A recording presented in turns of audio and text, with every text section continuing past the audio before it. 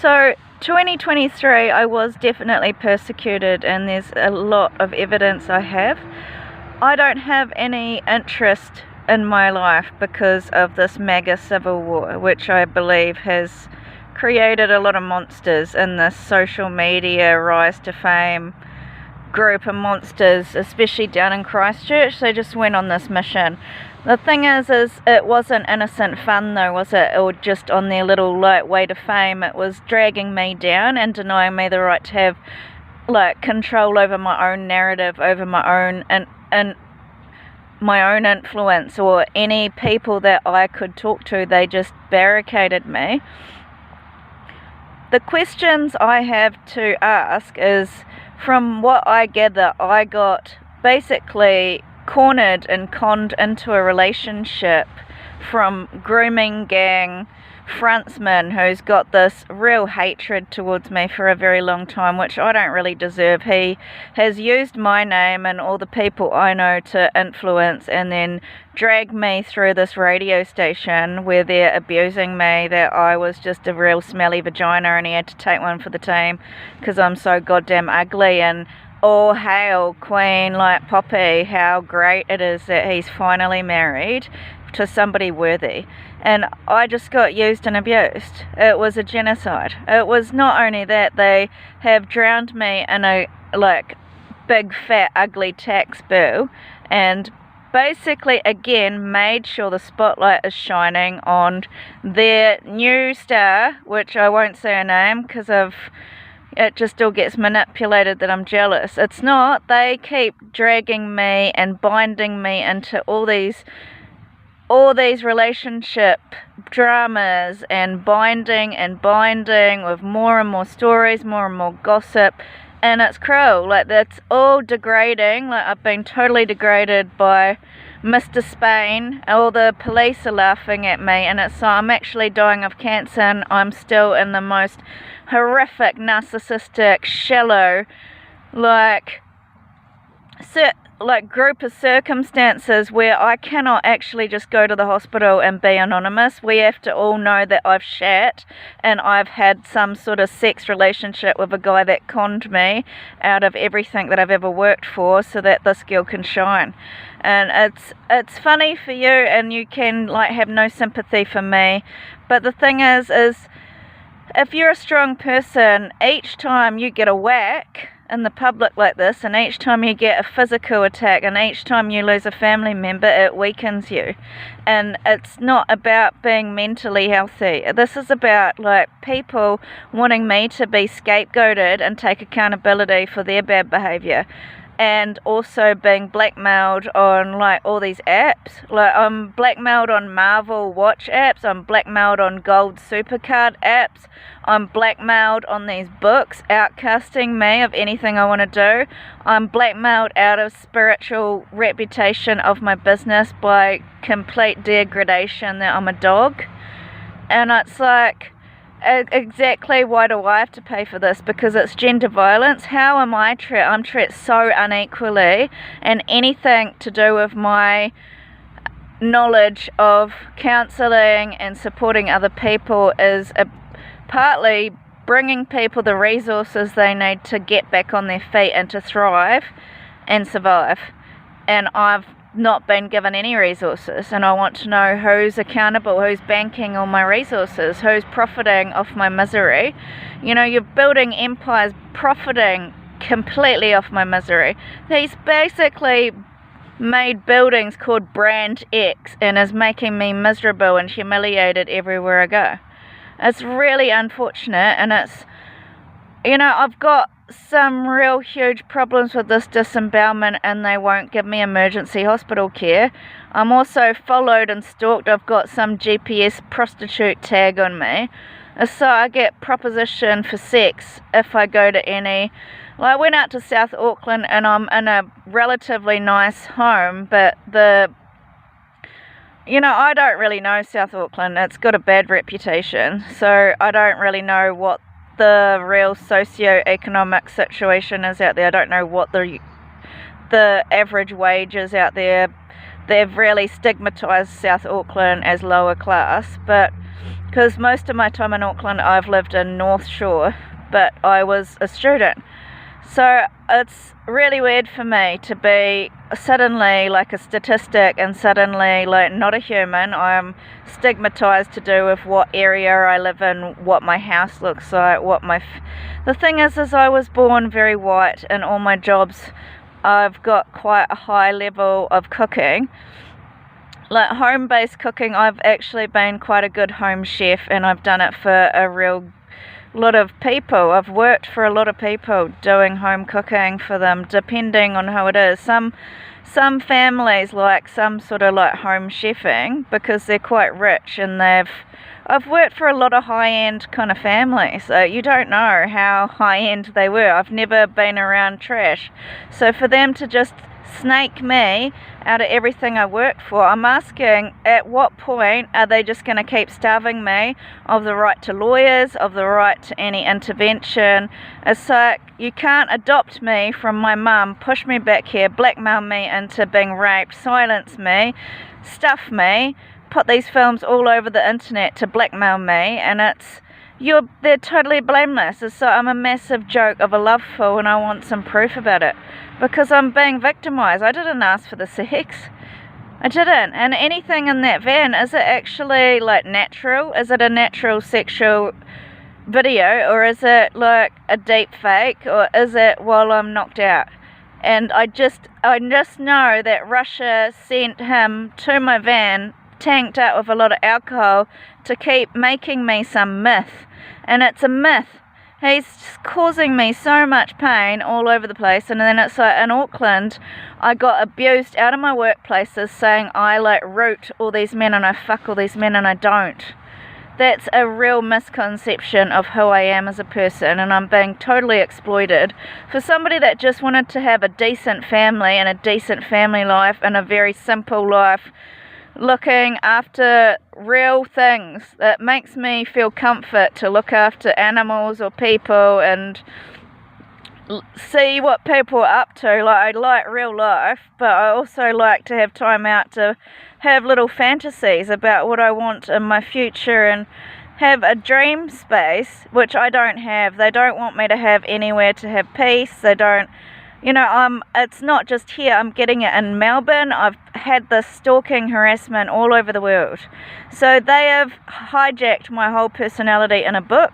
When I was even on the plane, they were telling me I'm on a chicken menu of what's the best quality. So it's harassment. I don't get a future. I'm being denied. I'm just got fired. Apparently the Trumps have stolen everything that I worked for the last 3 years. So I got into Massey, they erased that. I got into an application for a lawyer school because I wanted to do human rights. They've stopped that, and now they're all lawyers. I got into doing my own business, cooking for my mum so that I could do my art dream, and they've stolen that too. It's like they're forever stealing off me, and then all seen as higher class, high honour, and I'm kept in a dung of shit, and I'm not allowed to be free. It's to deny somebody's liberty or to deny them the right to live is a genocidal racism, and that's a real story. Like, it's not like mentally ill. It's not in reality. The reality is Miss Prissy Pants in her little bikini run by Jean, and they're like Jean and their gangsters giving everybody HIV so they can be top celebrities, don't have to face anything. It's me that's facing the wrath of these hatred of the streets and all this sort of stuff because they want to be instant famous status people. And it's like, well, so what did I work for then? What you're actually teaching me is I'm being punished for being good. I'm being punished for having goals and ambition, and I'm being like stolen from women that never took care of themselves or got put time into making their lives into some sort of direction apart from just very much career. They haven't focused on their inner world. There's an inner world. We've got an inner world and we've got an outer world.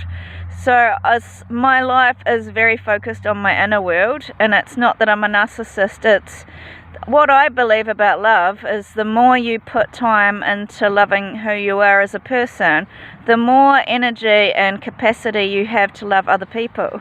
And it's not about being selfish, it's about being balanced.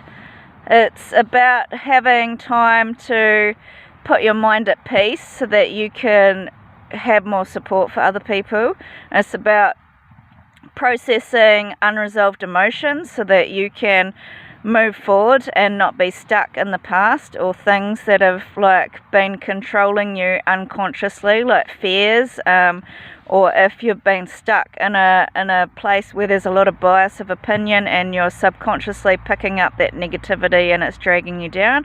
It's about releasing this kind of all these different things that happen in our lives so that you can be grounded and be present for that person. Because at the end of the day, we've all got our own baggage, and it's about how you've got to learn to process these things every day. And I need time out to do that, and it's a form of being an adult. So once you've done that, you actually have more capacity to love somebody because you're not going to be pouring out your crap onto somebody else. And that's the thing. So I'm not responsible for drunk men that don't know how to control their urges and want me to pay for their future.